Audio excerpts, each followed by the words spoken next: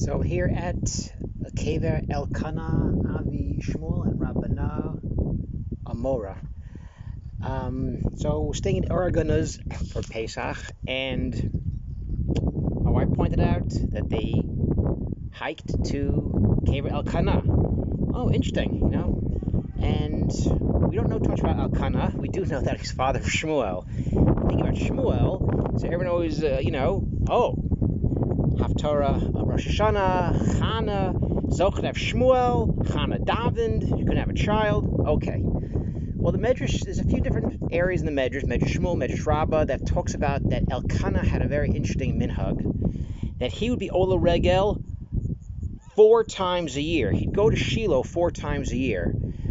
3 times Ola Regel, and one time I took it on himself to go up 4 times a year. And he had an interesting path. So he went from Oregon's, which is literally right across from Meron, to Shiloh, which is in the Shomron. It wasn't to Yerushalayim, the Beis Mikdash yet. And he would take a different path every year.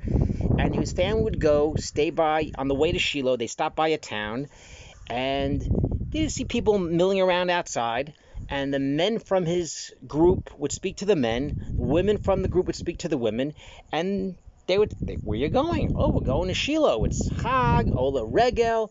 And they would start to get emotional. They would start to tear up. And they said, can we come with you? Sure. And some families just decide, okay, we're going to Pesach. We're going to Shiloh. We're going Sukkot. We're just going to go. And each year, from 5 to 10 to 20, and after a few years, the entire town would go with Elkanah to Shiloh. And each year, it was a different path. And I don't know how far exactly it is to go from Meron to the Shomron. Maybe 40 minutes by car, 50 minutes. Maybe there's different paths if you have a horse or a camel. But each year he would take a different path to inspire more people. And I thought, and I looked up online, Rabbi Safra has a very interesting piece where he was Zocha to have Shmuel. Who Shmuel, his life is traveling to people and inspiring people and being the Navi, being the shofet for the people. And I thought it was an interesting lesson, I think, for all of us, is for a father to go to a shul, go to Beis Medrash, to learn to daven with a minyan as best as he can, as often as he can. Could you daven in the side of a road if there's a minyan? Yeah. Could you daven in a house after Shabbos? Sure. But that's not great chinuch. Meiser Sheni, Reb Safra says, Meiser Sheni, what's the purpose of Meiser Sheni?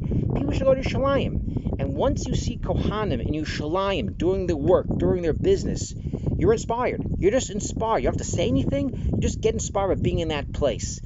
That's Meiser Sheni. And Ola Regel, the same thing. We go 3 times a year.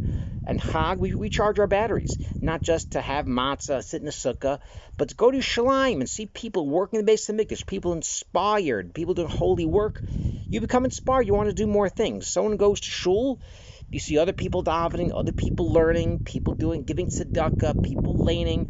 There's just people learning by themselves. There's a certain level of holiness just by being there. And I think that's kind of a lesson as far as chinuch. You don't have to kind of tell people something. You have to be the example. You can give musar all you want. People take it the wrong way. But by doing the right thing, going to shul, you inspire other people.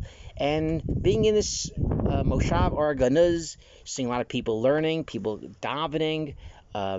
There's different tzedakah organizations that I saw. There's different Torah pamphlets being given out. People are very welcoming. Some you can't get by davening by yourself.